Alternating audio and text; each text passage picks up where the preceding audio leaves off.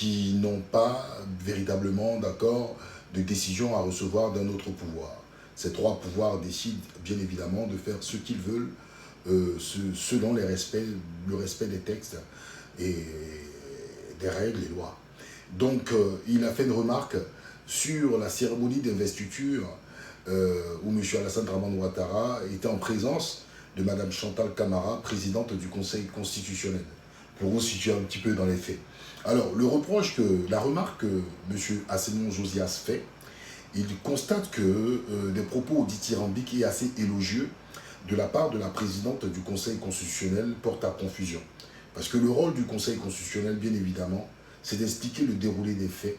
C'est aussi, bien évidemment, la proclamation des résultats et ensuite procéder, d'accord, en lisant les tests de ce que le chef de l'État représente et ensuite procéder, bien évidemment, à la cérémonie d'investiture. Il n'est pas normal qu'un président du Conseil constitutionnel passe son temps pendant au moins quelques minutes ou même une demi-heure à faire les éloges de celui qui a été désigné comme vainqueur à une élection. Ça porte à confusion parce qu'on dira naturellement que la présidente du Conseil constitutionnel, bien évidemment, est-elle une militante du parti de M. Alassane Dramane Ouattara. Donc, nous allons voir ce qui a été dit, parce que naturellement, figurez-vous que les militants de M. Alassane Dramane Ouattara ne trouveront aucun problème à la posture et au dire d'accord de Mme Chantal Camara. Est-ce vrai? Est-ce que M. Josias Assemon a juste voulu faire surfer sur du buzz pour expliquer l'inexplicable? Nous allons nous poser des questions et ensemble, on va essayer de réfléchir. Par la suite, j'aurai un second volet où j'aborderai bien évidemment aussi l'actualité de la sous-région qui nous donne matière à réfléchir.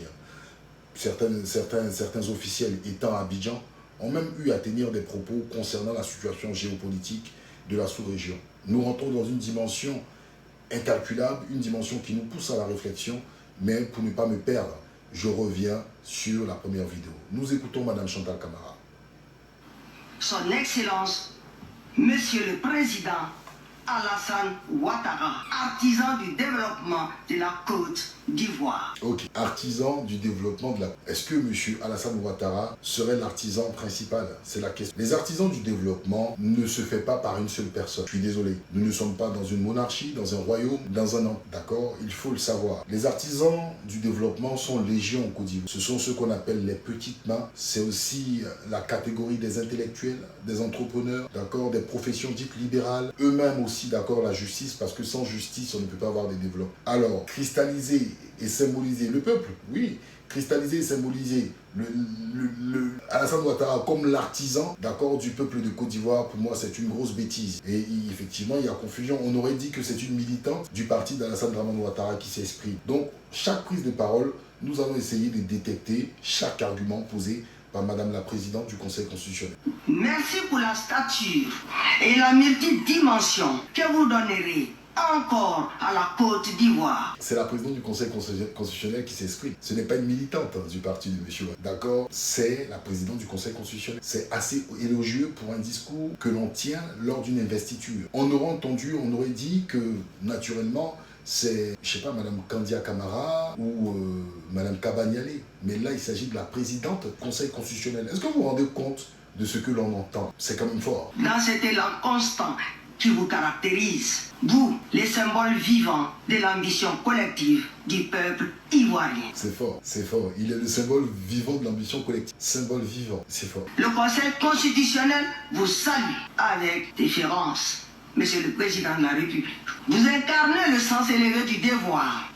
Il incarne le sens élevé du devoir. Une présidente du Conseil constitutionnel d'un pouvoir aussi important dit qu'Alassane Ouattara incarne le sens élevé du devoir. Ça me fait penser à une phrase que M. Ouattara a tenue en ce qui concerne pour les causes de son 4e mandat. Il parlait aussi du devoir, que la promesse n'avait pas lieu par rapport au devoir. Et il est le sens élevé et caractérisé du devoir. C'est pas nous qui le disons, c'est Mme Chantal Camara qui tient ses propos. Vous voyez qu'il y a des similarités et il y a des choses qui ne semblent pas normales. Il faut qu'on se dise la vérité en face et il faut analyser en toute froideur. On écoute. Méritez de la Côte d'Ivoire, Monsieur le Président de la République. Et vous faites partie de ceux qui connaissent la valeur d'un serment.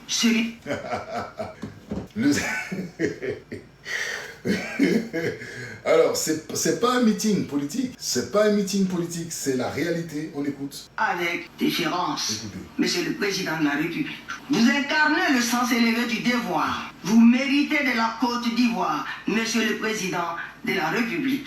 Et vous faites partie de ceux qui connaissent la valeur d'un serment, celui Il fait partie de ceux qui connaissent la valeur d'un serment. Alassane Ouattara. de servir votre pays et de le bâtir en une Côte d'Ivoire unie et prospère pour le bonheur du peuple ivoirien dans sa diversité. Les vœux ardents de réussite et de plein succès du Conseil constitutionnel. Vœux ardents de réussite et de plein succès du Conseil constitutionnel, c'est normal. Ce sont des vœux, ce sont des vœux. Mais tout ce qu'on a entendu auparavant, c'est absolument pas le cas. C'est absolument pas le cas. C'est pas le rôle du Conseil constitutionnel. Le Conseil constitutionnel est indépendant. C'est comme la vidéo sur laquelle je vous parlais de la chambre, corps des chefs et rois traditionnels, où on parle d'impartialité, de neutralité et le devoir de réserve. Alors, si la chambre, la chambre des rois, d'accord, la chambre des rois et chefs traditionnels en Côte d'Ivoire, d'accord, doit obligatoirement, dans son article, je ne sais pas que je dise tout, il faut que je m'en souvienne, mais je vous avais parlé de cela et je disais, d'accord, dans 2 articles de cette chambre, je crois 67, faut pas que on parle, d'accord, de devoir de neutralité, d'impartialité et de devoir de réserve. Si l'on dit cela, d'accord, si l'on dit cela pour la Chambre des rois et chefs traditionnels, imaginez le Conseil constitutionnel. Le Conseil constitutionnel, d'accord, imaginez qu'il est une institution en elle-même. On ne peut pas tenir ce genre de propos. Mais moi, je ne suis pas surpris, d'accord, parce que souvent, quand on parle de ce genre de choses, beaucoup de personnes disent que nous sommes dans l'exagération et nous sommes dans un fantasme. Quand elle terminera, je vous dirai qu'est-ce que ça donne et qu'est-ce que cela représente comme danger au sein d'une république. Monsieur le Président de la République. Alors, lorsqu'on écoute ta première... Bon, ok, là, c'est l'analyse de monsieur Josias Assé. Moi, j'ai eu à faire des recherches, parce que c'est bien, d'accord, c'est bien de critiquer à tout va. Mais je suis allé un petit peu dans le temps, et j'ai eu à me poser des questions. La première des questions, c'était le rôle du Conseil constitutionnel, d'accord. Je me suis posé cette question en disant, par exemple, lors d'une investiture présidentielle, le président ou la présidente du Conseil constitutionnel doit-elle ou il rendre un hommage vibrant au président investi. Et j'ai mentionné la spécificité de la Côte d'Ivoire. Voici ce que j'ai eu comme non.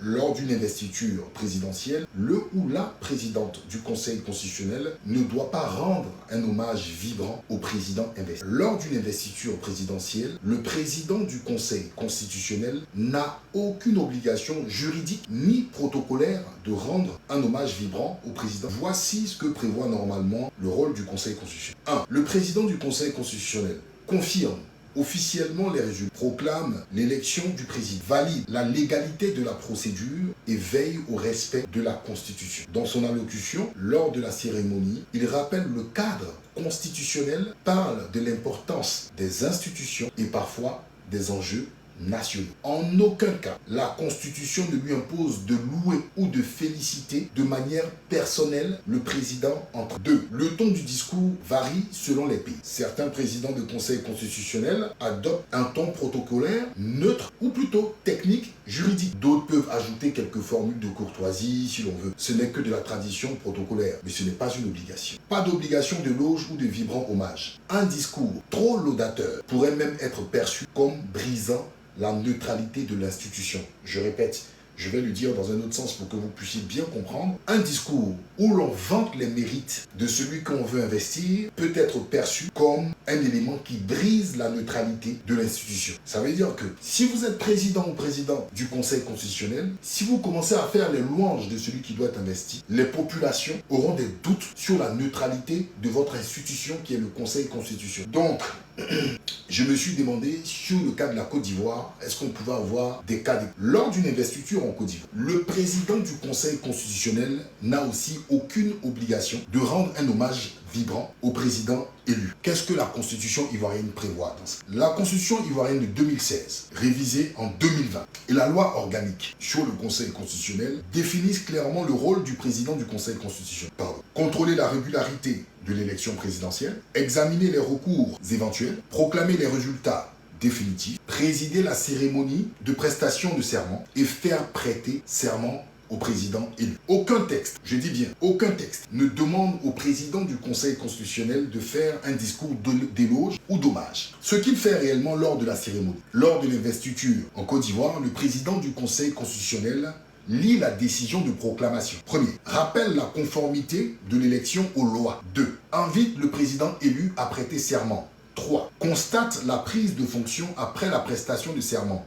4. Le ton est institutionnel et neutre. Le ton est institutionnel et neutre. Regardez la vidéo à nouveau sur la page de M. Assémon et vous me direz si le ton était institutionnel et neutre dans cette rubrique. S'il ajoute des formules de félicitations, ce ne sont que des courtoisies protocolaires traditionnelles, pas une obligation juridique. On peut féliciter, comme ce fut le cas dans la dernière partie de la rubrique, félicitations, monsieur le Président, félicitations, le Conseil constitutionnel vous félicite suite à votre élection. C'est une formule de courtoisie tout court. Mais on ne se lance pas, d'accord, dans des éloges à non point fini. Ce qu'il ne doit pas faire, le Conseil constitutionnel, il ne doit pas rendre d'hommage vibrant. Les félicitations personnelles exagérées n'ont pas lieu d'être. Le discours tendancieux et même politique n'a pas lieu d'être. Le discours militant n'a pas lieu d'être. D'accord? Ce serait même contraire à l'indépendance du Conseil constitutionnel vis-à-vis du pouvoir exécutif. Donc, j'ai demandé, est-ce qu'on peut avoir des cas d'école sur la Côte d'Ivoire? L'investiture de 2010, Youssouf Bakayoko, Paul Yaoundé. Attendez bien le contexte. Les élections étaient contestées. Il y avait une double proclamation des résultats par la commission électorale indépendante en 2010. Et par la suite, on a une décision du Conseil constitutionnel, ce qui a débouché sur un climat politique extrêmement tendu. Le contenu du discours du président du Conseil constitutionnel, le docteur Paul Yaoundé. Son ton était juridique. La vidéo est accessible à tout le monde sur la radio-télévision ivoirienne. C'est une longue vidéo. Vous irez regarder cette vidéo et vous reviendrez me dire que je suis un menteur si on a rendu un hommage ou des éloges. Que ce soit à M. Laurent Gbagbo, que ce soit par la suite à M. Alassane Dramane Ouattara. Le ton était juridique, mais très politisé. Parce que nous étions dans un contexte exceptionnel où vous avez une intervention de l'ONU. Vous vous rappelez? La justification détaillée de l'annulation des votes dans certaines régions. Vous vous rappelez qu'ils ont eu, les militants même de M. Ouattara ont dit qu'ils ont balayé leur fief. Vous en souvenez? Aucun hommage vibrant. Aucun hommage vibrant. Mais le discours était long, argumentatif et engagé, cherchant à légitimer la décision. Pas de félicitations particulières ont été faites. Pas de félicitations particulières. Alors, le discours était institutionnel en 2010, mais politisé sans éloge. Et je vous ai dit, nous étions dans un contexte de conflit politique en 2010. Que ce soit le camp du président Laurent Gbagbo, que ce soit le camp de M. Alassane Dramane Ouattara, personne ne pourra contester qu'il n'y avait pas d'accord de conflit en 2010.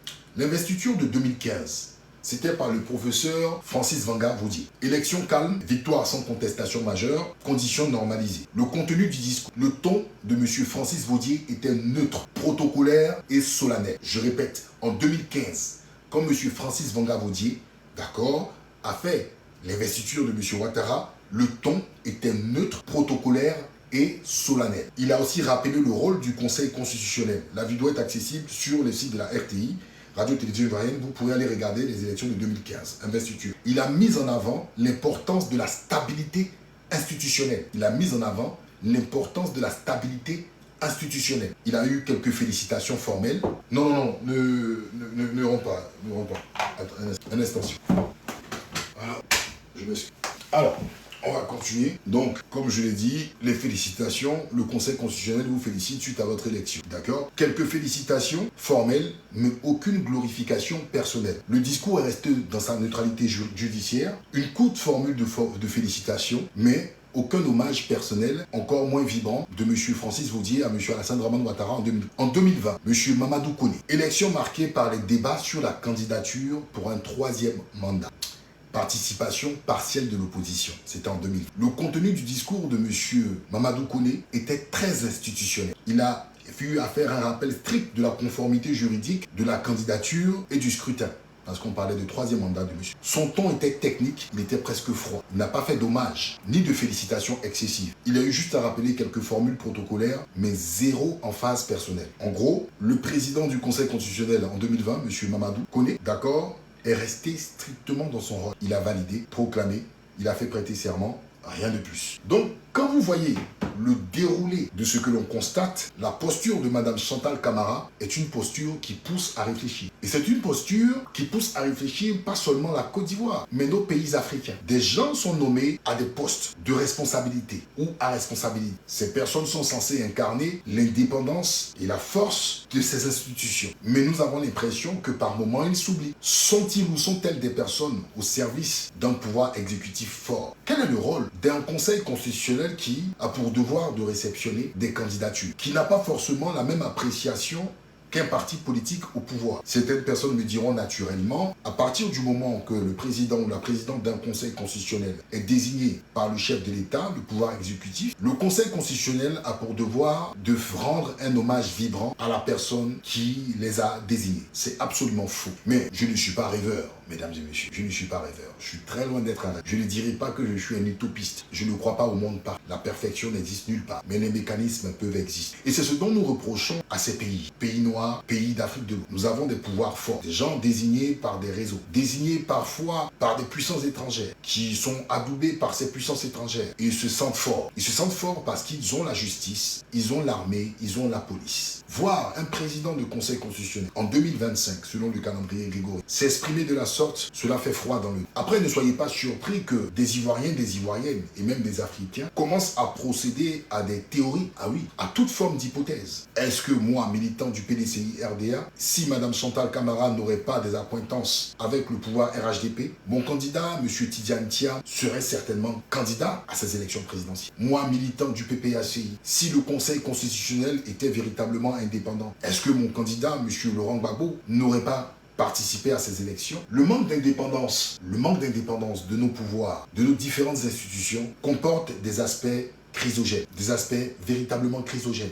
Le rôle d'une institution, principalement, est tout d'abord de se sentir présent et d'avoir confiance en une institution. Je porte plainte parce que la justice est indépendante. Cette justice ne regardera pas mon militantisme ou mon approche, ou peut-être ma façon de penser, ou ma philosophie ou mon idéologie, avant de prendre en compte ma plainte. Cette institution prendra ma plainte tout simplement parce que je suis citoyen ivoirien. Et même si je ne suis pas citoyen ivoirien, je suis tout simplement un être humain vivant sur les terres ivoiriens. Est-ce que vous pensez réellement que la République chez nous, en Afrique, surtout francophone, n'est-elle pas l'affaire du parti politique au pouvoir au détriment d'une catégorie de la population qui existe dans ce jeu, mais qui n'a aucun moyen de représailles, livrée à elle-même, ne sachant à quel Dieu et quel saint se vouer? Ces questions que je pose sont des questions qui sont légitimes. Et ne dites pas que les changements, les révoltes populaires et même les coups d'État sont des inventions de personnes populistes, de personnes extrêmes, des personnes anti-républicaines. La graine est semée par ce type de posture. On pense qu'un président d'institution qui félicite une personne investie dans des conditions électorales troubles sont des éléments à négliger, sont des éléments à ne pas prendre au sérieux et qu'il faut tout simplement rentrer dans la danse. Je pense que vous faites fausse route et ne soyons pas surpris si l'Afrique, en termes de développement, est dernière de la classe. Ce n'est pas une malédiction. Loin de là, je ne pense pas être maudit. Mais je pense que nos façons de gérer, nos procédés de gestion sont la malédiction. On pourrait aussi parler de corruption. Parce que la boîte de Pandore est ouverte. À partir du moment où la boîte de Pandore est ouverte, plusieurs hypothèses peuvent sortir. Je vous rappelle que la corruption n'est pas forcément l'échange de billets de banque entre le corrupteur et le corrompu. On peut être corrompu aussi par diverses manières. Pour que ces institutions ne souffrent d'aucun doute, il faut tout simplement respecter nos principes. Principes protocolaires, juridiques. Pas besoin qu'un président ou une présidente du Conseil constitutionnel vienne faire, d'accord, une homélie en hommage à X ou Y. On n'a pas besoin de prières ou de louanges pour le pays. Pour que la Côte d'Ivoire soit développée, nous n'avons pas besoin de chansons à la gloire d'un individu.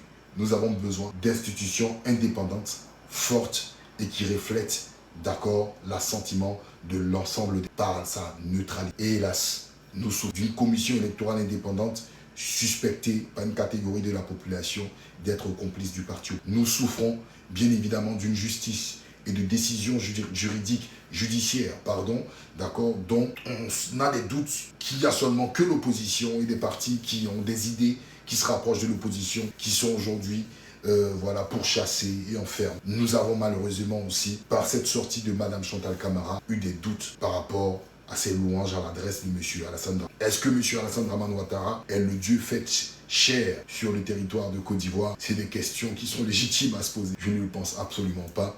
Parce que nous sommes tous humains et voilà, il n'y a pas de super-homme au-dessus de la Côte d'Ivoire. C'est le peuple de Côte d'Ivoire qui désigne et voilà. Donc nul n'est au-dessus. Je vous ai dit, je ne suis pas un utopiste, donc je suis quelqu'un de très pragmatique. Donc le mal pernicieux, il se situe ici. Et c'est ce que je viens de... Mesdames et messieurs, voici ce que je voulais dire sur la première partie de ma vidéo. Ensuite, on va aller directement encore dans la même mouvance de cette investiture, on va aller dans la même mouvance de cette investiture. Et excusez-moi, je lis une information. Ok, j'ai vu une personne aussi qui m'a posé la question, qui m'a demandé qu'est-ce que c'est que la démocratie. Bon, tout à l'heure, je pense que vous allez avoir le temps de venir monter ici, nous expliquer ce que c'est que la démocratie. Alors, écoutez, on va aller sans plus tarder. Ça s'est passé en fait lors de l'investiture en Côte d'Ivoire. Il y avait une représentante, et non l'une des moindres, la présidente, d'accord, de l'Assemblée nationale, Madame Pivet Yael Braun, qui a tenu un discours assez intéressant. Alors, je vous mets cela. D'abord, hier, elle a eu à faire un post. Madame Pivet Braun Yael, elle a dit « La Côte d'Ivoire est pour la France un partenaire d'exception. À Abidjan, j'ai l'honneur de représenter la France à l'investiture du président Alassane Ouattara. Nos pays sont engagés, accompagner nos dynamiques de développement, faire vivre nos valeurs communes au sein de l'espace francophone et contribuer à la stabilité régionale. » C'est intéressant, c'est quelques mots, mais qui parlent. Je répète, et je vais mettre quelques éléments très importants. Elle dit « La Côte d'Ivoire est pour la France un partenaire d'exception. » Les mots sont forts, les mots sont très forts. Je vous rappelle, Madame Yael Braun-Pivet est la présidente de l'Assemblée nationale en France. Elle est la présidente de l'Assemblée nationale en France. Elle dit « La Côte d'Ivoire est pour la France un partenaire d'exception. » Le mot il est fort, avec un point d'exclamation. À Abidjan, j'ai l'honneur de représenter la France à l'investiture du président Alassane Ouattara. Elle dit ensuite « Nos pays sont engagés à accompagner nos dynamiques de développement. » Jusque-là, ça va. Faire vivre nos valeurs communes. La question que je voudrais poser, quelles sont les valeurs communes que la France a avec la Côte d'Ivoire? Quelles sont les valeurs communes franco- ou ivoiro-françaises? Quelles sont les valeurs? Je vous pose cette question. Vous pouvez me noter quelques valeurs communes que les Ivoiriens ont avec la France, ont avec les Français? C'est quoi les valeurs communes? Elle a donné une première piste, d'accord? Alors, quelles sont les valeurs communes entre la France et la Côte d'Ivoire? Quelles sont les valeurs communes au sein de l'espace francophone? C'est intéressant. Donc, l'espace francophone, il y a un espace francophone. Et je vous ai dit, la plupart des pays, en fait, francophones, il y a un problème véritablement avec les lois. Je ne sais pas si c'est une malédiction. Parce que pour le cas de M. Talon, la Guinée avec Alpha Condé, on a eu même le cas aussi avec Macky Sall, ça a failli déraper. En fait, même au Congo-Brazza avec Denis Sassou Nguesso, au Togo, vous remarquerez que dans ces espaces francophones, il y a des contorsions juridiques qui sont faites pour maintenir des gens. C'est très important. Et donc, quand elle parle de valeurs communes au sein de l'espace francophone, il y a une virgule et elle dit « et contribuer à la stabilité régionale. » C'est-à-dire qu'au-delà de la Côte d'Ivoire, la Côte d'Ivoire qui est le partenaire d'exception, d'accord, il est un partenaire d'exception. Contrairement aux autres États qui sont des partenaires, la Côte d'Ivoire est un partenaire d'exception. Mais la Côte d'Ivoire, d'accord, doit faire vivre, a pour, je pense, devoir de faire vivre, d'accord, ces valeurs communes au sein de l'espace francophone. Et par la suite, contribue à la stabilité régionale. Qu'est-ce qu'on appelle la stabilité régionale? C'est intéressant. Elle va nous expliquer cela ici, à Abidjan. Eh bien, à chaque fois qu'il y a... Écoutez, elle va vous le dire. À Abidjan, étant Abidjan, je vous montre la vidéo, parce qu'il ne faut pas, on va dire que j'invente. Voilà Madame Yael Braun-Pivet, vous voyez là. Madame Yael Braun-Pivet, vous voyez là. Elle est là. Je mets... Vous allez l'écouter. Eh bien, à chaque fois qu'il y a encore des foyers d'instabilité, il faut absolument réussir à les contenir pour que la démocratie puisse poursuivre son chemin. Là, elle est à Abidjan. Mais là, quand elle parle de foyers d'instabilité, est-ce qu'elle parle de ce qui s'est passé aux élections en Côte d'Ivoire ou elle parle de ce qui se passe au Bénin? Je pense qu'elle fait aussi un clin d'œil à l'actualité. Elle fait un clin d'œil à l'actualité, d'accord, à l'actualité du Bénin. Mais en même temps, quand elle parle de stabilité, il faut tout faire pour la stabilité. Il y a des gens qui représentent cette stabilité. Si la Côte d'Ivoire est un partenaire d'exception, qui a pour rôle aussi de répandre ou de garder les valeurs francophones et de préserver la stabilité régionale, c'est cela. Mais quel est l'intérêt de la France sur cette stabilité régionale? Parce que normalement, ce sont des pays souverains. Donc, je ne vois pas en fait, d'accord, une coopération bilatérale entre Paris et Abidjan qui débouche automatiquement sur une stabilité régionale dans un espace francophone. C'est intéressant. Écoutez. Eh bien, à chaque fois qu'il y a encore des foyers d'instabilité, il faut absolument réussir à les contenir pour que la démocratie puisse poursuivre son chemin. Là, il faut réussir à les contenir. Il faut réussir à contenir, d'accord, les foyers d'instabilité pour que la démocratie puisse continuer. Mais je pense que cette dame était... Regardez, vous savez que les lois sont souvent calquées. Et on m'entend ou pas? Parce que j'aime pas qu'on me dérange et on me dise le son. Est-ce qu'on m'entend? On m'entend normalement ou pas? On m'entend ou pas? Ok. Donc, merci. Donc, nos institutions sont inspirées de la France. Il ne faut pas qu'on se voile la face. D'accord? Elle parle de démocratie. Elle-même, Madame Yael Braun-Pivet. Est-ce qu'en France, le président du Conseil constitutionnel peut se comporter de la sorte comme ce fut le cas en Côte d'Ivoire? Mais quand vous lui demanderez, elle va vous dire qu'on ne se mêle pas de ce qui concerne la Côte d'Ivoire parce que la Côte d'Ivoire est souveraine. Des gens avaient posé, je me rappelle, une question au ministre des Affaires étrangères concernant la posture des opposants ivoiriens qui sont écartés, et même le 4e mandat de Ouattara. Il a dit que la Côte d'Ivoire est un État souverain. Mais bizarrement, quand elle s'exprime là, on a l'impression que ce sont eux qui paternalisent nos États. C'est dommage. Écoutons à nouveau. À chaque fois qu'il y a encore des foyers d'instabilité, il faut absolument réussir à les contenir pour que la démocratie puisse poursuivre son chemin. Là, on voit qu'il y a des réactions de beaucoup de pays africains et c'est important. Il y a le collectif et les organisations internationales doivent jouer pleinement leur rôle. Donc, vous avez entendu la présidente de l'Assemblée nationale française qui s'exprime à ce sujet. On va aller plus rapidement. D'accord, on va aller plus rapidement en ce qui concerne l'actualité du Bénin. Ils sont les garants du maintien de la paix en Afrique de l'Ouest. La force en attente de la CEDEAO. Alors, je vous rappelle clairement, c'est un élément de France 24. Il y a 8 heures de cela, France 24 a eu à partager cet élément. Ils sont les Je vais vous montrer. garants du maintien de la paix en Afrique de l'Ouest. La force en attente de la CEDEAO, aussi appelée Casque Blanc, a été mobilisé au Bénin à la demande du gouvernement après une tentative de coup d'État. Des militaires de pays voisins sont ainsi en cours de déploiement. Ce n'est pas la première fois que ce contingent est utilisé. Depuis la création de la force en attente de la CEDEAO en 1990, ces troupes sont intervenues au Libéria, en Sierra Leone, en Guinée-Bissau, en Côte d'Ivoire ou encore au Mali en 2013 pour soutenir le gouvernement face aux avancées de rebelles islamistes. Plus récemment, en 2017, la CEDEAO est intervenue en Gambie où le président sortant Yahya Jammeh refusait de reconnaître sa défaite. Lors du coup d'État au Niger en juillet 2023, la force était supposée intervenir pour libérer le président Bazoum, mais n'a finalement jamais été mobilisée, car son déploiement au sein de pays membres n'est pas toujours évident. Il se fonde sur l'article 25 du protocole de 1999 relatif au maintien de la paix et de la sécurité, mais nécessite l'approbation des différents membres de la CEDEAO qui doivent également financer ce déploiement. Il existe aussi un risque pour la stabilité régionale. 3 membres ont d'ailleurs quitté l'organisation suite à des coups d'État, le Mali, le Niger et le Burkina Faso. Restent désormais 12 membres, 2 étant actuellement suspendus, la Guinée et la Guinée-Bissau. Au total, ce sont près de 2000 hommes qui la composeraient, même si le chiffre exact ne nous a pas été communiqué par la CEDEAO. Leur intervention aurait cette fois-ci permis des... Ils sont les garants du maintien de... Alors, donc, vous avez entendu cette première partie. Les réseaux sociaux au moins de 16 ans. Vous avez entendu cette première partie. On va écouter une autre partie, d'accord, une autre partie qui est intéressante en ce qui concerne, d'accord, le Bénin. Et puis, ça nous permettra de développer, de comprendre beaucoup de choses. Aux dernières informations, aussi, voilà. Donc, Bénin, la France a apporté un appui en termes de surveillance et de logistique face aux putschistes. C'est marqué sur France 24, d'accord? La France a apporté un appui en termes de surveillance et de logistique face aux putschistes. Parce que ne me dites pas que j'invente l'information. Vous l'avez sur la page de France 24. Donc, on ne peut pas me poursuivre. Et voilà, on ne peut pas me poursuivre. On va aller sur une analyse encore qui a été faite très tôt le matin ou hier en ce qui concerne le Bénin. C'est intéressant. Et pourquoi tout ce déploiement, d'accord, au Bénin? Est-ce que cela va réussir? D'accord? Est-ce que cela va réussir? C'est la question qu'on se pose. Peut-être je suis... Attends, excusez-moi. Vous pouvez tapoter si vous voulez, parce que là, on va...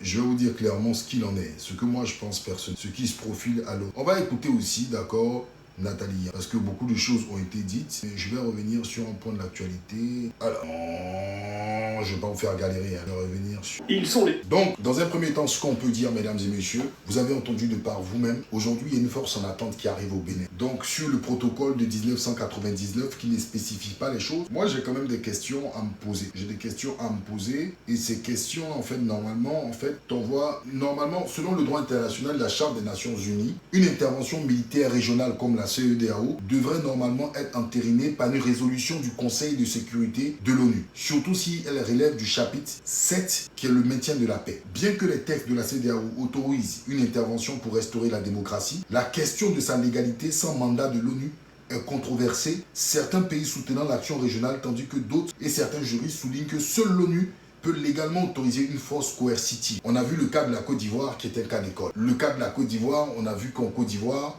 c'est suite à une résolution onusienne que la France a pu, d'accord, lever ces appareils. Or, on nous dit ici en termes de logistique, c'est intéressant. Si la France donne des appareils à la CEDEAO qui s'appuie, on va aller tout doucement, d'accord? On va aller tout doucement. Je parle d'abord des événements qui ont eu lieu le dimanche. La France a confirmé avoir donné un appui logistique et tactique pour déjouer l'autre. On est d'accord? Ok. Elle a donné un appui logistique. C'est-à-dire qu'elle a indiqué qu'elle n'a pas eu à intervenir sur le territoire béninois. Nous avons juste aidé. Mais cet appui logistique a été donné à qui? Or, un journaliste français du nom de Thomas Dietrich. C'est pas moi, hein? Je donne des noms, écoutez très bien. Un journaliste d'investigation du nom de Thomas Dietrich, d'accord, avait indiqué, je vais vous donner avec les éléments et le type d'appareil. Parce que faut pas qu'on vienne ici parler dans le vide. Oh. Voilà. Je prends partout, je pique. Ils sont les garants du maintien de la paix en Afrique de l'Ouest. Je prends des informations un peu partout, d'accord? Voilà. L'armée française dans la zone de Cotonou durant le putsch. Pendant la tentative de putsch, un avion de surveillance de l'armée française effectue une ronde depuis plus de 2 heures dans le ciel de Cotonou. Affirmation du journaliste français Thomas Dietrich. Effectivement, il a parlé d'un Beach King Air 350, d'accord, appartenant à l'armée de l'air française. L'opérateur est la France, commandement des forces aériennes. Le Beach King Air n'a pas été piloté par un Nigérian. Il n'y a pas eu d'accord, il n'y a pas eu d'appui, il n'y a pas eu d'aide. Ce n'est pas un appui logistique. Le Beach King Air 350 a volé. Et ceux qui sont allés sur Flight Radar, vous allez sur Flight Radar, vous mettez les informations avec le numéro d'immatriculation. Le numéro d'immatriculation 396 084. Le Beach King Air. Or, RFI a dit Paris a fourni un appui en termes de surveillance et d'observation et un soutien logistique aux forces béninoises. Pour avoir en fait d'accord ces autorisations normalement, comme je vous les indiquais, il faut une résolution onusienne. Il faut une résolution onusienne. Qu'est-ce qui nous fait dire que s'il n'y a pas eu aussi des réactions si on veut aller, on veut être respectueux des lois. Parce que depuis que je commence ma vidéo, je parle en termes de respect des lois. Là, depuis que je fais ma vidéo, j'essaie d'être juste en prenant les textes. Parce que si je viens et je donne mes sentiments, vous allez dire, je suis venu ici crier, j'ai donné mes sentiments, j'ai éteint ma caméra, je suis parti. Je vous donne depuis des éléments. Depuis que je m'exprime là, vous avez vu que j'ai donné, même pour le Conseil constitutionnel, vous avez vu que j'ai été très, très précis. Et je vous ai donné des pistes, allez vérifier. Je ne détiens pas la vérité absolue, allez faire vos recherches. Je précise, un Beach King Air 350. Vous allez sur Flight Radar, vous vérifiez la date du dimanche. Vous allez voir si un Beach King Air 350, je vous redonne le modèle 396 084, le code CTM. Retenez ma vidéo, allez chercher. Vous allez me dire. Donc quand vous allez sur Flight Radar, d'accord, Flight Radar confirme cela. Maintenant si je pars à partir des tests, parce qu'on parle du protocole de 99. Le protocole de 99 ne précise pas la nature des interventions, d'accord? Ils ont cité différents éléments. Est-ce qu'aujourd'hui, on peut nous dire en Gambie, pendant les élections, quand Yaya Jammeh voulait partir, dans cette force d'intervention, il y a eu des avions de renseignement français? Je ne le sais pas. I don't know. Je parle du cas du Bénin précisément. À partir du moment où un avion, parce que j'ai pris les propos de Mme Yael Braun-Pivet, vous avez entendu sur la stabilité, la conception de Mme Yael Braun-Pivet. Parce que quand on parle de stabilité, attention, la stabilité, ce n'est pas seulement contre les coups d'État. Une stabilité aussi, c'est sur le respect des lois, c'est sur la justice, la lutte contre la corruption et tous ces éléments. Parce que j'ai l'impression que dans la tête de certaines personnes, quand on parle de stabilité, c'est seulement lutter contre les coups d'État. Non, non, non, non, non. Pour qu'un pays soit stable, il faut que son économie soit viable. Il faut que sa justice soit indépendante. Il faut que les institutions soient indépendantes. Il faut qu'on lutte contre la corruption. Il faut que le partage des richesses, tout ça contribue à une stabilité. La lutte contre les stabilités, ce n'est pas seulement contre les coups d'État. Parce qu'on a l'impression que dans le commun des mortels, chez certains Africains, aujourd'hui pour eux, une stabilité, c'est quand il n'y a pas de coup d'État. Mais c'est une foutaise. Alors, un État se gère comment? Un État se gère comment? Un État se gère juste pour lutter contre des coups d'État? Vous êtes sérieux? Vous êtes sérieux? Quand je vous parle de posture chrysogène, de contention des lois et des règles qui sont chrysogènes et qui sont ceux-là même qui sont les germes de ce que vous appelez aujourd'hui les coups d'État. Vous croyez que c'est un jeu? L'État, c'est pour tout le monde. On a une mauvaise conception de la chose d'État. Et voici nos vrais problèmes. On ne soigne jamais nos mots à la racine. Je vais sauter, rebondir et revenir sur le... Regardez le jour de l'investiture du 4e mandat de M. Ouad. Qu'est-ce qu'on nous a dit? Il y a le président Laurent Gbagbo a fait une lettre et il a demandé qui a conçu et financé la rébellion au Côte d'Ivoire. Mais je peux vous dire que dans certaines chapelles, les gens ont crié au scandale. Mais dans le meilleur des mondes, je vous dis quelque chose, je vous choque. Normalement, ce type d'initiative, quand on envoie la Cour pénale internationale, doit susciter la joie de tous les Ivoiriens. Parce qu'une vérité sera sue aux yeux de tous. Comment règle-t-on un conflit? On ne règle pas un conflit avec un seul protagoniste, on règle un conflit avec l'ensemble des protagonistes. Même s'il doit avoir des amnisties, le pardon, mais on consulte l'ensemble des protagonistes pour régler un conflit. Depuis quand on règle un conflit avec un seul protagoniste? Depuis quand? Vous me direz la loi des forts et autres, d'accord, en faisant référence, d'accord, à Nuremberg. Mais la Côte d'Ivoire n'est pas Nuremberg. Je suis désolé. La Côte d'Ivoire n'est pas l'Allemagne. Je suis désolé. La Côte d'Ivoire n'est pas dans un cas de guerre mondiale. Arrêtez avec vos bêtises. Dans un tribunal, il y a l'accusé, d'accord, et ceux qui accusent l'accusateur. Il n'y a pas que l'accusé qui figure. Il y a aussi l'accusateur qui va donner et grainer les éléments de son accusation. Et l'accusé va se défendre. D'accord? Donc, moi, j'ai trouvé que c'était une aubaine. Pourquoi, quand on a posé, pourquoi son courrier a tellement fait graisser les dents? Qui a conçu et qui a financé la rébellion? Qui a conçu? Et c'est une très belle question. On doit se poser. Mais parce qu'aujourd'hui, il y a des personnes qu'on soupçonne. Pour lever tout équivoque, allez-y et sortez les éléments. Et bizarrement, ceux qui se plaignent sont les personnes qui n'ont aucun lien normalement avec la... Ils ont toujours dit qu'ils n'ont aucun. Vous voyez, j'ai fait une petite digression pour vous dire, vous voyez nos comportements là. Ce sont ces mêmes comportements qu'on trouve dans les pays francophones. Rien n'est clair. Rien n'est net. Une stabilité régionale, ce n'est pas lutter contre les coups d'État. Moi, je vais vous dire le rôle de la CEDEAO. La CEDEAO, c'est la communauté économique des États. Les États, c'est les peuples. C'est une communauté des peuples. Quand des chefs d'État violent les règles, violent les lois, vous entendez la CEDEAO? Est-ce que vous entendez la CEDEAO? Je vous pose la question. Quand vos présidents, ils font des constitutions à 4 bras, à 5 bras, vous entendez la CEDEAO? Vous avez déjà entendu la CEDEAO? Pourtant, on dit, vous les Noirs, on vous dit que non, c'est votre communauté. Parce que ce n'est pas une communauté qui appartient aux gens élus. Hein. C'est vous, c'est pour vous. Est-ce que vous avez déjà entendu la CEDEAO quand il y a des massacres après les élections? Vous entendez la CEDEAO demander des procès, demander réparation pour les populations. Vous les entendez? Ils ont un parlement, le parlement là, le parlement des peuples là. Ça sert à quoi? En dehors de Guy Marius Sagna qui donne de la voix. Vous avez déjà entendu des parlementaires de la CEDEAO? Vous-même les Ivoiriens, pour être sérieux. Si Guy Marius Sagna n'avait pas traité certains chefs d'État de vieux chefs d'État, et puis l'Ivoirienne de Ouattara, qui était là-bas, qui a créé un scandale, si elle ne criait pas, combien d'Ivoiriens savaient même qu'il y avait un parlement à la CEDEAO? Combien des Ivoiriens? Combien de Togolais, de Béninois savaient même qu'il y avait un parlement à la CEDEAO? Pourtant, ce parlement existe depuis fort longtemps. Mais vous avez toujours eu des représentants là-bas qui sont payés à la fin du mois, mais qui ne foutent rien. Ils sont payés, c'est des fonctionnaires qui sont gracieusement payés par l'argent du contribuable, avec des primes énormissimes qui frisent la demande par rapport à ce que vos parents touchent. Dans vos pays, ils servent à quoi? Ils ne servent à rien. C'est des gens qui sont là juste pour remplir des meubles. Donc voilà, voici les réalités. Donc ce sont toutes ces digressions, tous ces éléments-là qui accouchent de cela. Si la France aime tant l'Afrique, pourquoi la France officielle ne s'exprime pas parce qu'elle nous aime? Vous êtes sûr que vous... Moi je pense même qu'on est dans un jeu d'hypocrite. Parce que quand les Africains quittent leur pays d'origine. Vous savez pourquoi les Africains quittent leur pays d'origine? C'est pas parce qu'ils n'aiment pas chez eux. Hein. On est mieux que chez soi. On est mieux que chez soi. Ça, je suis entièrement d'accord.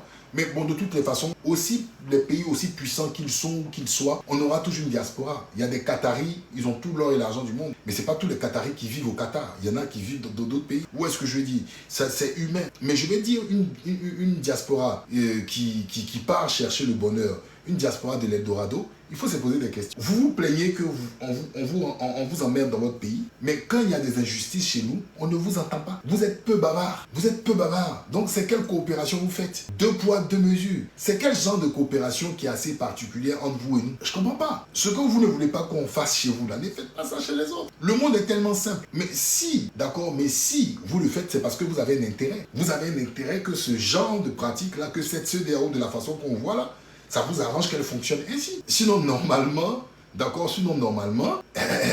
si vous voulez que les Noirs ne vous envahissent plus chez vous, d'accord, vous ne voulez plus que les Noirs vous envahissent plus chez vous, mais vous allez tout faire pour qu'ils aient des conditions décentes et qu'il y ait, d'accord, une forme de respect des institutions et du respect des droits de l'homme et autres, pour que ces gens-là puissent prospérer. Parce qu'à partir du moment où une justice fonctionne normalement, il y a moins de corruption. Le développement, ce n'est pas une magie. Hein. Le développement, ce n'est pas avec un bâton magique qu'on déclare ou on décrète le développement. Ça n'existe pas. Ce sont plusieurs facteurs qui se joignent et qui permettent à ce qu'un pays soit développé. Il n'y a pas de formule magique. Il n'y a pas de prière pour le développement. Vous travaillez bien, les institutions sont indépendantes, elles ne sont ni influençables ni de part et de gauche, ni de droite et de gauche. Elles travaillent dans leur coin, elles gèrent leur budget. Il y a une lutte efficace contre la corruption. Vous verrez que votre pays va progresser. Il n'y a même pas de demi-mesure. Votre pays va progresser naturellement. Il n'y a pas de... C'est comme ça. Il n'y a pas de...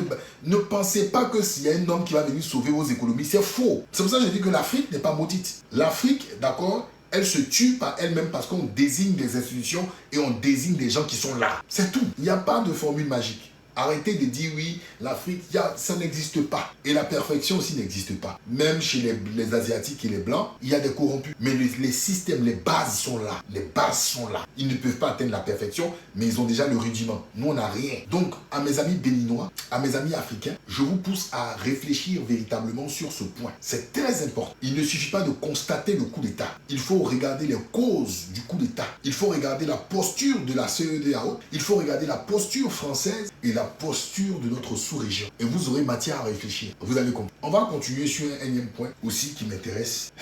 Alors, on m'envoie tellement de choses en même temps. Ah, j'en parlerai à Michel. Donc, un instant, écoutons. Communiqué de la Confédération des États du Sahel, AES, relatif à la violation de l'espace aérien confédéral. La Confédération des États du Sahel informe l'opinion qu'un aéronef appartenant à l'armée de l'air de la République fédérale du Nigeria, de type C-130, a été contraint de se poser ce jour 8 décembre 2025 à Bobo-Dioulasso, au Burkina Faso, à la suite d'une situation d'urgence en vol, alors qu'il évoluait dans l'espace aérien burkinabé. L'avion militaire avait à son bord 2 membres d'équipage et 9 passagers, tous militaires. Une enquête a été immédiatement ouverte par les services compétents burkinabés et a permis de mettre en évidence l'absence d'autorisation de survol du territoire burkinabé par cet appareil militaire. La Confédération des États du Sahel condamne avec la plus grande fermeté cette violation de son espace aérien et de la souveraineté de ses États membres. Face à cet acte inamique mené au mépris du droit international et des règles internationales d'aviation civile et ou militaire, les dispositions sont prises pour garantir la sécurité de l'espace aérien confédéral, la souveraineté et l'intégrité territoriale de ses États membres, ainsi que la sécurité des populations de la Confédération AES. À cet égard, et sur instruction des chefs d'État, les défenses aériennes, anti-aériennes de l'espace confédéral mises en alerte maximale, conformément à la déclaration du Collège des chefs d'État en date du 22 décembre 2024, ont été autorisées à neutraliser tout aéronef qui violerait l'espace confédéral. Fait à Bamako le 8 décembre 2025. Ok, alors, donc c'était hier qu'on a entendu cet élément. Alors, je voulais en fait des propos du Nigeria aussi. Ok, je vais vous lire cet élément qui vient de Globe Info. C'est un béninois, Aonou Mohamed, qui a partagé accusation de l'AES, le Nigeria. Monsieur Jojo, je ne sais pas, vous êtes en train de parler de quoi? Parce que moi, je préfère lire les éléments officiels et je ne prends pas trop les points de vue. Parce que les points de vue de chacun, tout le monde peut avoir des points de vue. Moi, je préfère les trucs officiels. Pas toi. Ah, ok, d'accord. Ok. Accusation de l'AES. Le Nigeria, ok, ça marche, ça marche. Rétablit les faits après l'accusation de violation aérienne. On va le lire ensemble.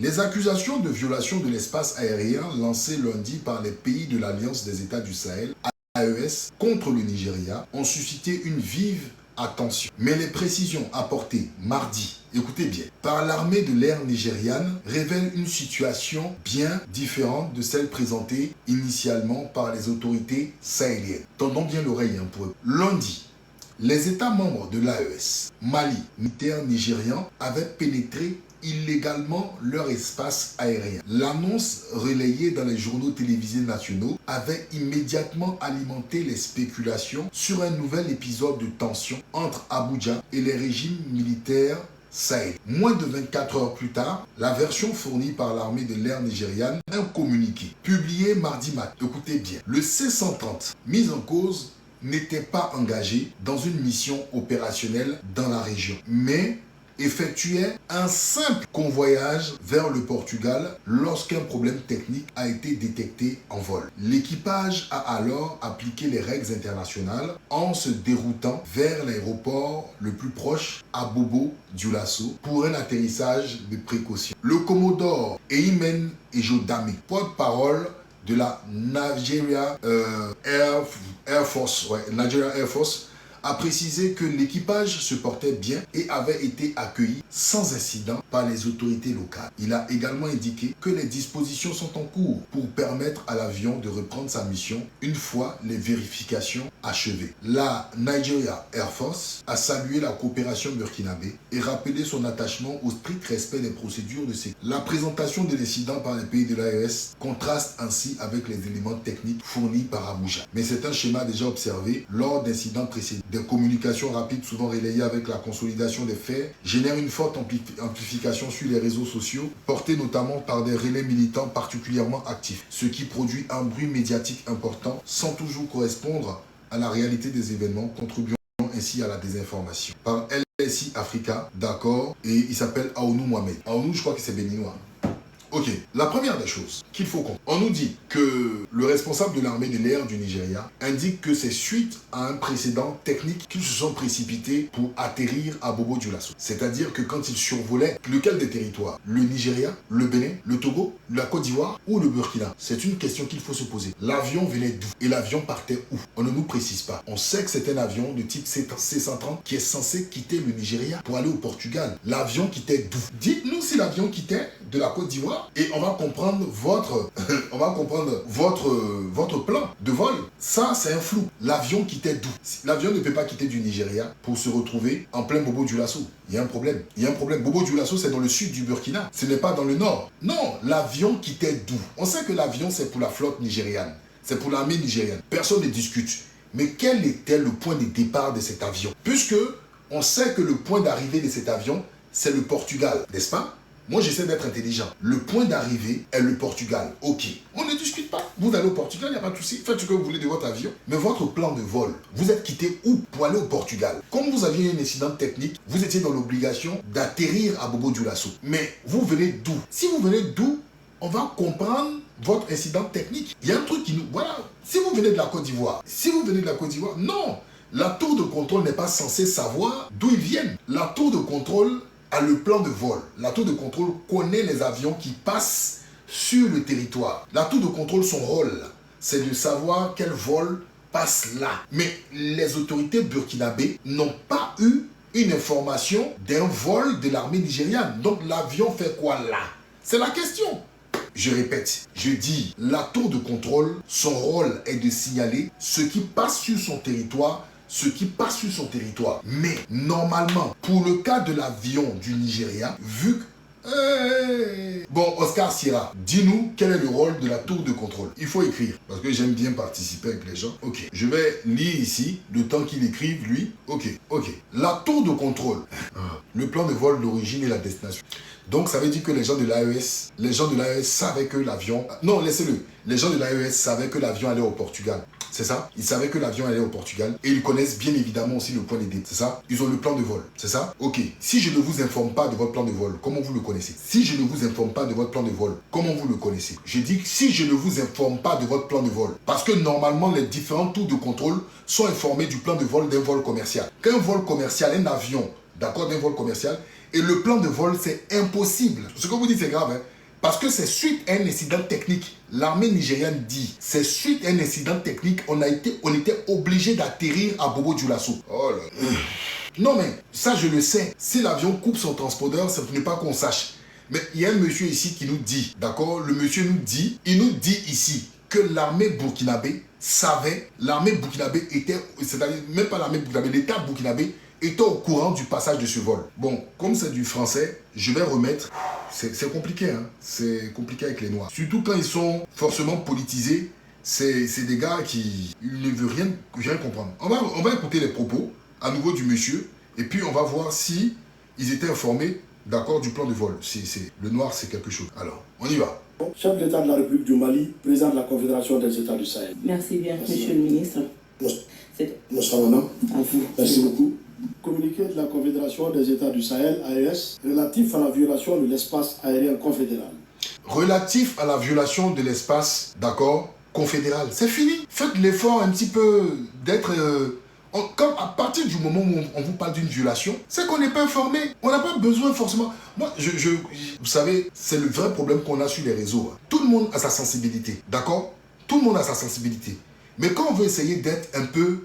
On va essayer de se mettre au milieu pour comprendre. Faites l'effort aussi de faire ce travail. Parce que en deux mots, on casse complètement vos bêtises. Quand on vous dit qu'on viole un espace aérien, ça veut dire qu'on n'a pas en fait le plan de... On n'a pas d'autorisation de survoler là. On n'a pas l'autorisation. Tu violes. Ça veut dire que tu n'as pas le droit. Donc à quel moment on a eu le plan de vol? Franchement, faites l'effort quoi. Vous pouvez détester l'AES, c'est votre droit. Moi je n'en veux pas. Vous qui détestez l'AES là, c'est votre droit. Si vous voulez détester l'AES, c'est votre droit.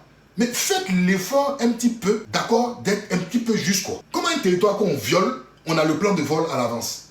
Mais si j'ai le plan de vol, c'est ça que tu dis. Mon territoire n'est pas violé. Franchement, je ne comprends pas.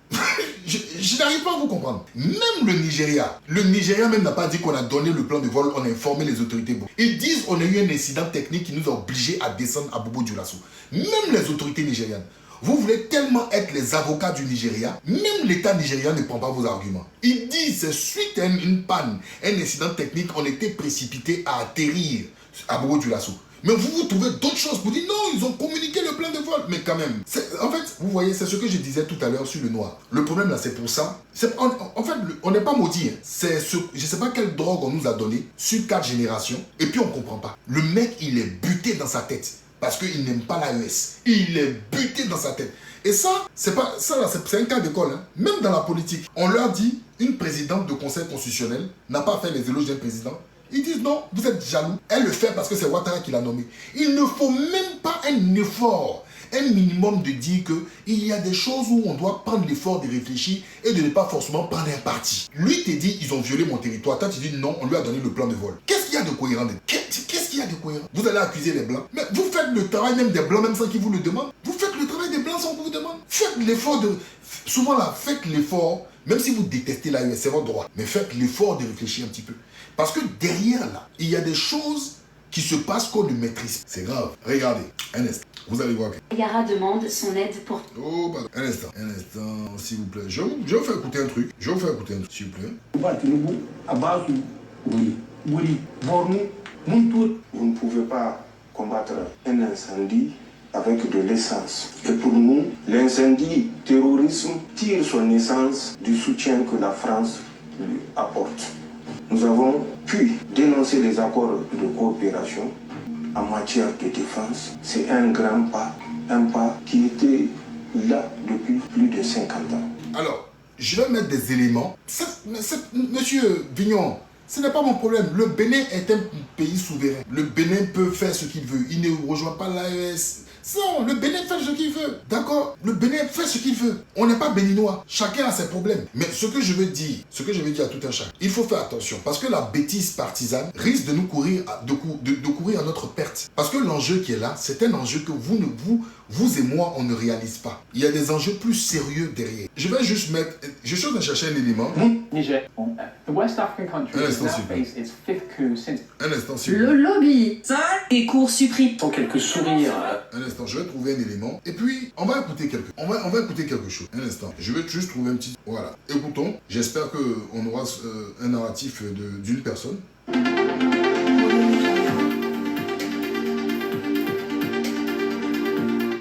Pour rappel, 6 décembre 2024, j'écrivais ces lignes, agence de sécurité... Excusez-moi vraiment. Faut que je trouve juste un élément. Un instant. J'espère, parce que j'aime pas en fait les voix de l'intelligence artificielle, là, ou comme c'est un robot qui parle. Peut-être certains diront que Écoutez. nous aimons pointer du doigt les puissances impérialistes, mais c'est une flagrante réalité. Écoutez. Rappelez-vous, à titre d'exemple, quand il s'est agi du retrait des forces françaises de notre territoire. Je vous rappelle, s'il y a 4 semaines, cet élément-là date de 4 semaines, d'accord? 4 semaines, c'est au Niger. C'est le général Aboudraman Tiani qui s'exprime aux gens, il s'exprime à l'armée du Niger. Écoutez. Le commandement français, à travers le commandement français, leurs autorités politiques ont tenté de nous mettre la pression pour que le repli se fasse à travers un territoire voisin qui est le Bénin. Nous savons... C'est pas le même territoire là dont on parle aujourd'hui. C'est pas ce même territoire là dont on a parlé le dimanche. C'est pas ce même territoire là. C'est pas le même territoire là. Quand Tiani parle là, c'est pas le même territoire. C'est pas le Bénin. Écoutez la suite. Quelle est cette intention qui se cache derrière la volonté de se retirer au Bénin à un jeu de pierre de notre territoire? Nous avions dit... Vous avez entendu? Quel est ce repli stratégique qui demande de se mettre à un jet de pierre de notre territoire? Il parle du Niger. Le Niger est membre de l'AES. Il y a 4 semaines. Il y a 4 semaines, hein, la vidéo est accessible à tout le monde. La vidéo est accessible à tout le monde. Écoutez. Que le retrait des troupes françaises se fera par le territoire tchadien, à travers une grande partie du territoire national. Ils avaient prévu en fait se retirer, d'accord, du territoire par le, d'accord, territoire tchadien. Écoutez. sur le territoire tchadien et se diriger là où ils voudront. À notre grande surprise, allez-y vérifier. Aujourd'hui, là où je vous parle, à l'aéroport de Tourou, Tourou est un aéroport dont la piste fait 3300 mètres, 15-20 km tout au plus à l'ouest de Para. Vous verrez à Tourou, dans le W, dans la Pendjari, l'ensemble des forces que nous avons expulsées par notre territoire et à travers la frontière avec le pays frère du Tchad se retrouvent ou se sont retrouvés sur le territoire béninois. Il est temps que ceux qui pensent que nous aimions juste pointer du doigt se réveillent et comprennent la détermination, la volonté de la France à nous déstabiliser. Ok, alors, il y a M. Vignon, vous ne comprenez pas ce qui se passe. Ce qui se passe, c'est un problème qui vous dépasse, vous les Béninois. Ce n'est pas une affaire de talent. En fait, dans mon cheminement, j'ai fait écouter Mme Yael Braun-Pivet, présidente de l'Assemblée nationale française, lors de l'investiture de M.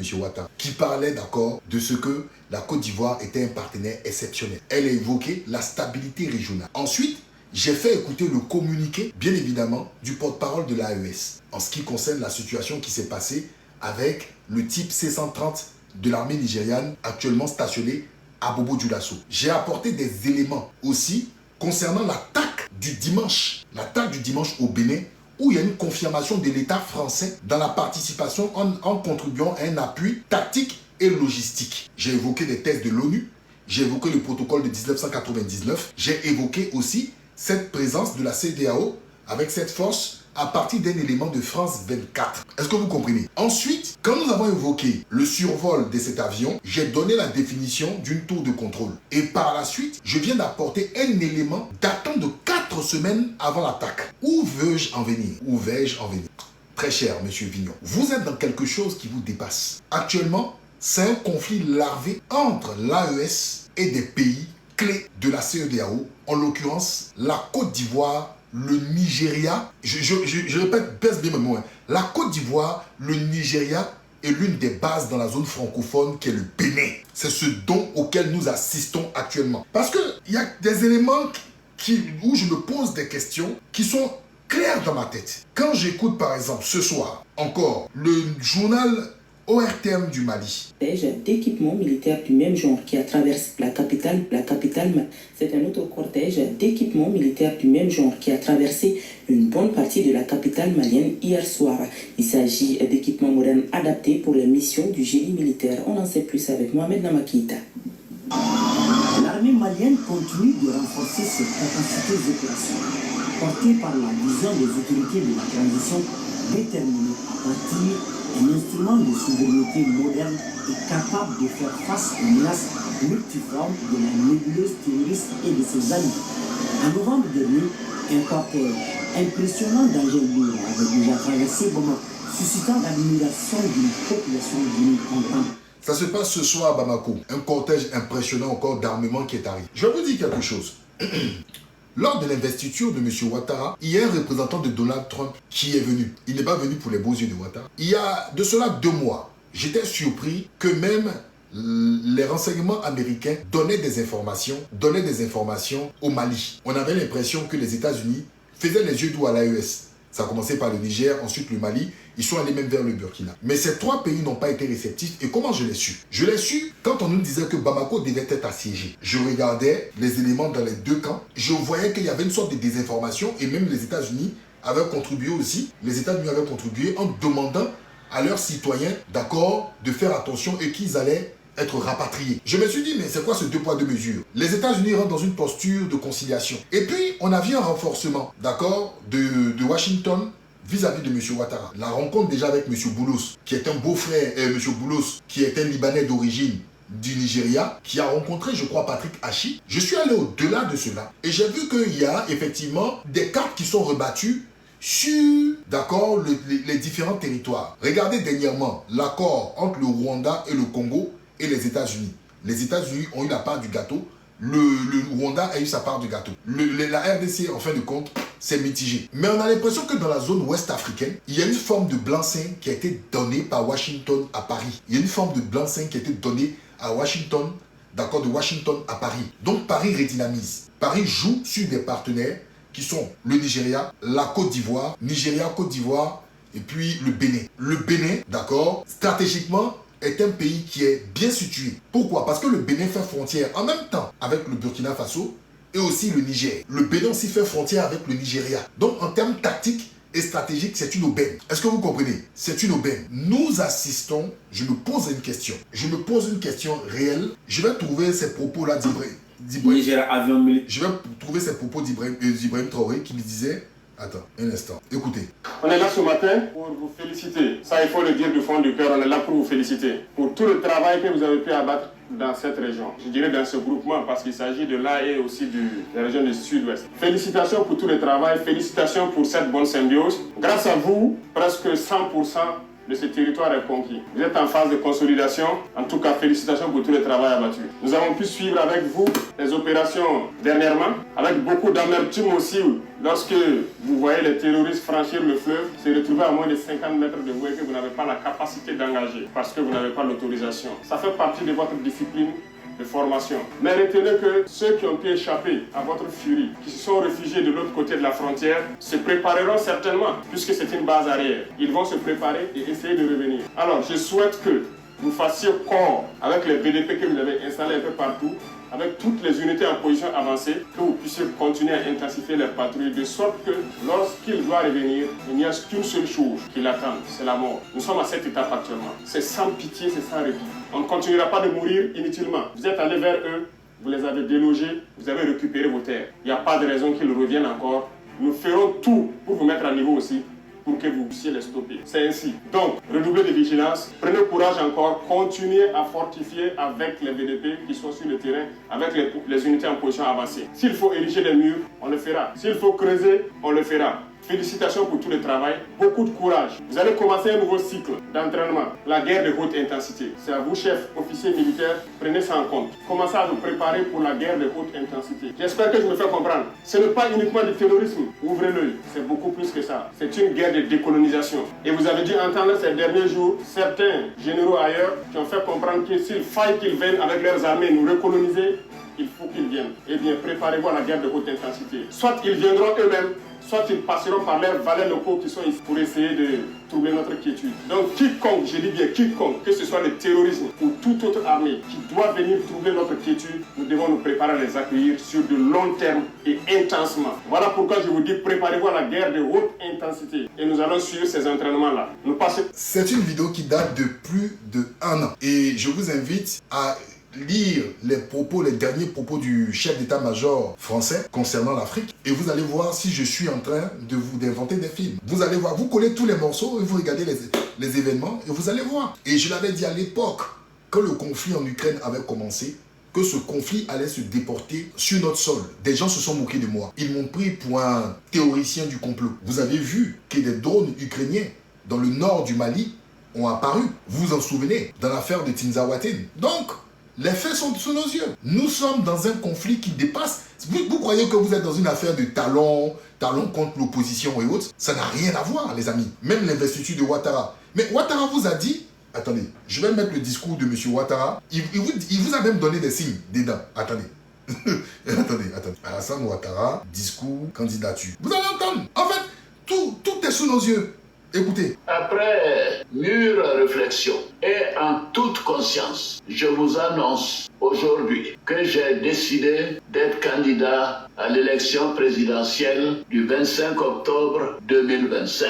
Oui, je suis candidat parce que la constitution de notre pays m'autorise à faire un autre mandat et ma santé le permet. Je suis candidat parce que notre pays fait face à des défis sécuritaires, économiques et monétaires sans précédent. De quels défis sécuritaires, économiques, monétaires sans précédent les Ivoiriens subissent? Combien d'attentats, combien de terreaux sur le territoire ivoirien vous avez connu? De quels défis sécuritaires sans précédent lui il connaît? Non, de quels défis? Bon, monsieur Vignon, vous-même vous êtes au Bénin. Mais le Bénin a été plus frappé que la Côte d'Ivoire. Le Nigeria, allons-y au Nigeria. Le Nigeria qui est frappé chaque jour avec Boko Haram. Le Nigeria va dire quoi? Le Nigeria dont les chrétiens, au moins 350 chrétiens pasteurs ont disparu il n'y a même pas un mois. Est-ce qu'on en parle comme ça? Tous les pays africains devaient aller tomber au Nigeria. Pourquoi on n'en parle pas comme ça? Donc de quel défi sécuritaire il parle véritablement dans le fond? Quand Mme Yael Braun-Pivet parle de stabilité régionale, et dit que la Côte d'Ivoire est un partenaire exceptionnel, mes amis,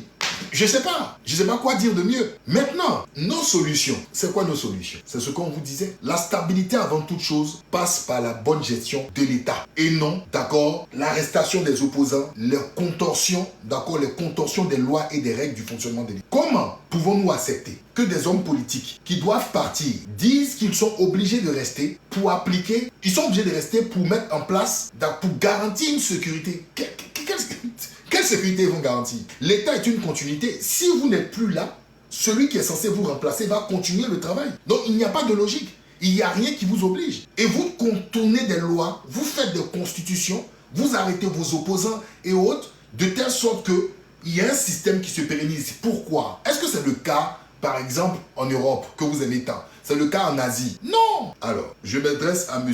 Ivoirien d'abord. Je ne parle pas de coup d'État. Quand on parle de contexte sécuritaire sans précédent, ce n'est pas que des coups d'État. Je ne sais pas pourquoi vous les Ivoiriens aujourd'hui, vous êtes, d'accord, vous les Ivoiriens aujourd'hui, vous avez la phobie des coups d'État. Quand on parle de contexte sécuritaire sans précédent, d'accord, on peut parler de terreau, d'accord, on peut parler de terreau, on peut parler même de cyberattaque, on peut parler de plein de choses. Est-ce que c'est le cas en Côte d'Ivoire? Est-ce que c'est le cas en Côte d'Ivoire? Ne me dites pas que parce que le renseignement ivoirien est le top des tops. Je vous arrête là. Parce que le renseignement nigérian est au-dessus de la Côte d'Ivoire. Ok? Le Bénin est un exemple, c'est ce que j'ai dit. Le Bénin est un exemple. Mais le Bénin, c'est dans le nord. Quand on parlait de Tourou, on parlait de Parakou, c'est dans le nord. Le plus souvent. D'accord? C'est dans le nord. La zone frontalière au Burkina. Donc quel contexte sans précédent qu'il y a? Qui fait que M. Ouattara doit être obligatoirement là? Non! C'est autre chose. Nous sommes dans quelque chose de très minutieusement préparé. Ceux qui refusent de voir, restons là et l'avenir nous montrera cela. Maintenant, la stabilité n'est pas seulement le fait qu'on ait un régime qui est complètement dans la sécurité avec des partenaires occidentaux. Absolument pas. Une stabilité commence d'abord à l'interne dans le pays. Les institutions doivent être indépendantes. Voici ce qu'on vous dit depuis, vous ne comprenez pas. Vous vous forcez à ne pas comprendre. Les institutions doivent être indépendantes. La lutte contre la corruption permettra d'équiper nos armées comme il se doit. La lutte contre la corruption permettra aussi nous-mêmes de prendre des décisions sans que forcément un pays européen, en l'occurrence la France, vienne s'ingérer au sein de la CEDEAO. C'est tout. Ce que je dis là, c'est tellement clair. Je ne sais pas pourquoi vous vous forcez à ne pas comprendre. Ce sont des faits. Et en même temps, j'ai profité. Pourquoi j'ai profité? Parce que je vous ai fait écouter M. Tiani, qui a donné des informations il y a 4 semaines. Sauf si c'est un patenté menteur. Ça existe aussi. Hein. Parce que chez ceux qui sont anti-AES, tout ce que l'AES dit, ce sont des inventions. C'est du pur mensonge. C'est votre droit, d'accord, de ne pas croire ou de croire. Mais ce qui fait qu'on comprend, ce sont les faits. Nous attendons de voir l'avion type C-130 nigérian de la Royal Air Force du Nigeria en partance pour le Portugal. Nous attendons les investigations de l'État burkinabé et de l'AES. Et puis, on verra. Pour l'instant, on a entendu brièvement le responsable de la Royal Air Force. Mais il faut qu'on écoute l'autre et puis on va voir si les choses, les faits collent. Pourquoi on est pressé? Ne soyons pas pressés. Que je vous ai dit toujours que quand il y a un procès, il n'y a pas qu'un seul protagoniste. Il y a 2 protagonistes. Il y a l'accusé et l'accusateur. Donc on attend. Mais je vais vous dire, en toute sincérité, une stabilité régionale ne passe pas par une force internationale, ne passe pas par le fait qu'un pays occidental vienne s'ingérer. Si les gens veulent s'ingérer dans nos pays, si la CEDEAO est prête maintenant pour s'occuper des peuples, quand on arrête les opposants, il faut que la CEDEAO ouvre sa bouche. Quand il y a des vols, il y a des délits, la CEDEAO ouvre sa bouche. Quand il y a le non-respect des lois dans les pays, la CEDEAO ouvre sa bouche. Quand par exemple au Bénin, d'accord, les démocrates, à 2 ans des élections présidentielles, la commission électorale met en place un parrainage qui exclut la participation des démocrates suite au nombre de sièges qu'ils avaient, la CEDEAO doit condamner cela. Pourquoi il la ferme? Pourquoi il ne parle pas? Vous savez ce qu'on appelle les actes chrysogènes? C'est ce que nous voyons là. Par une frustration, par la contorsion des lois et des règles, ça peut aboutir à ce que vous n'aimez pas, le coup d'État. Et oui, parce que un pays ne respire pas selon l'odeur d'un seul parti politique ou d'un seul individu. Dans un peuple, il y a de la diversité, il y a des opinions qui sont différentes, tout simplement. Donc, comment dit la CEDEAO est la communauté des peuples? Il faut qu'elle agisse véritablement pour les peuples. On ne veut pas que la CEDEAO agisse seulement quand il y a des coups d'État. Elle est où la CEDEAO en dehors des coups d'État? Qu'est-ce qu'elle fait, cette CEDEAO? Elle est où? C'est quand il y a des coups d'État que la CEDEAO existe. C'est une organisation contre les coups d'État. Elle n'est plus une organisation de la communauté économique des États de l'Afrique de l'Ouest. Ce sont des élections, ce sont des points qui m'intéressent. Mais il n'y a pas d'élection dans l'AES parce que l'AES même, ils n'ont pas décidé de se retirer de la CEDEAO.